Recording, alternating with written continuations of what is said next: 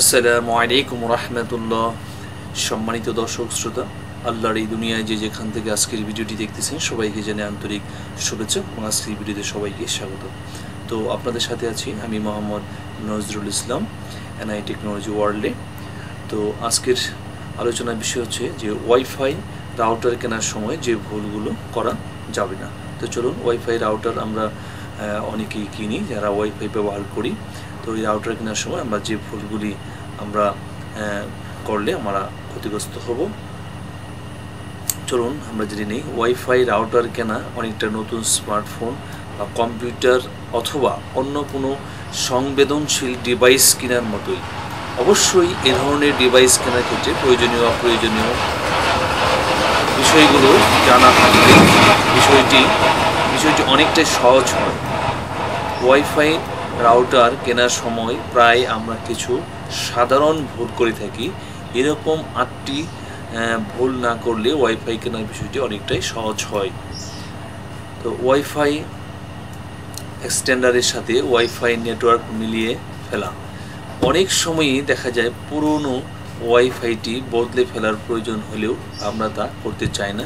সবগুলো ডিভাইসে সংযোগ না পাওয়া, প্রায় সময়ই সংযোগ বিচ্ছিন্ন হয়ে যাওয়া, গেম সেশন হওয়ার আগে টাইম আউট হওয়া, এসবই রাউটার পরিবর্তনের আভাস দেয়। কিন্তু অনেকেই ওয়াইফাই এক্সটেন্ডার দিয়ে এসব সমস্যা পাশ কাটাতে চায়।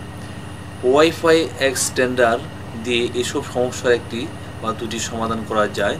এভাবে কখনোই পুরোপুরি সমাধান মেলে না, কারণ পুরনো রাউটারটি এক্সটেন্ডার দিয়ে টেনে নেওয়ার বিষয়টি পুরনো গাড়িতে গ্যালনের পর গ্যালন তেল ঢালার মতোই। তো কম্বো মডেম বা রাউটার ইউনিট কেনা। ওয়াইফাই রাউটার ইন্টারনেট মডেম ইউনিটের সাথে বেশিরভাগ মানুষই পরিচিত। এই ইউনিটের সংমিশ্রণ অনেক লোকের জন্য কাজ করতে পারে, তবে এক্ষেত্রে কিছু সমস্যাও থাকে।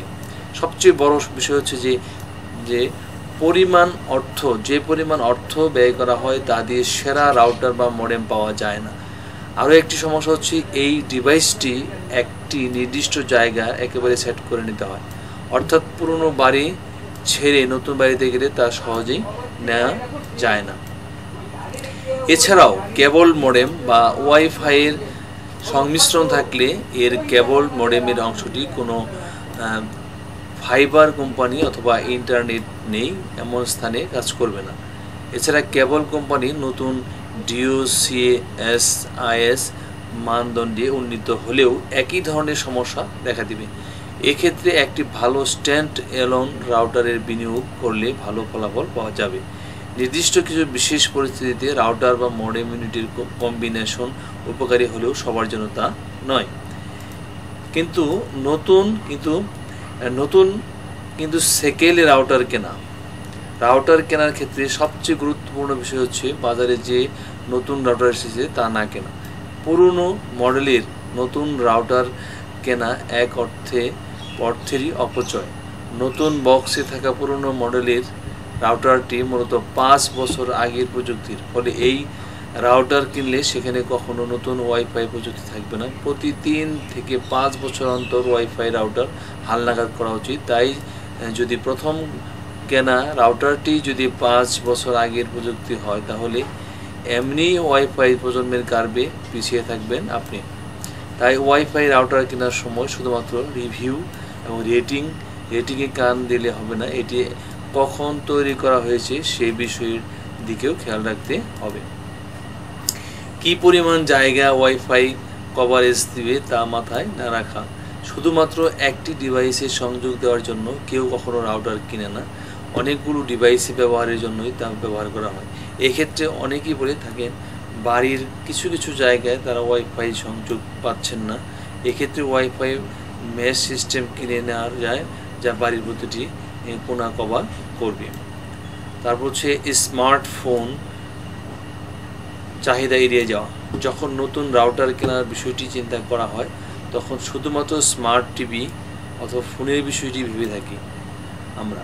তবে এক্ষেত্রে বাসায় থাকা video doorbell, smart camera, smart plug, smart স্পিকারের মতো অন্যান্য হোম নেটওয়ার্কের কথাও মাথায় রাখা উচিত। একটি ভালো আধুনিক রাউটার এমনভাবে তৈরি থাকে যা শুধুমাত্র ল্যাপটপ ও স্মার্টফোনের মতো গুটি কয়েক ডিভাইসের সংযোগে সীমাবদ্ধ থাকে না। স্মার্টফোন অ্যাপ্লায়েন্সের বিষয়টি সেখানে অন্তর্ভুক্ত থাকে। অতি সাধারণ ও অতি টেকনিক্যাল রাউটার বাছাই করা। কয়েক বছর ধরে রাউটার নির্মাতারা বিশেষ করে মেশ নেটওয়ার্ক তৈরি করে আসছে। তারা ব্যবহারকারীর অভিজ্ঞতাকে আরও সহজ করার চেষ্টা করছে।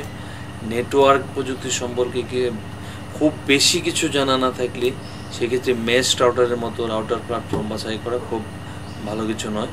বেশিরভাগ custom virtual lens set up করতে, রাউটার স্টার্ট আপ স্ক্রিপ্ট অথবা সফটওয়্যার চালাতে অথবা SSH টানেল করতে চায় না।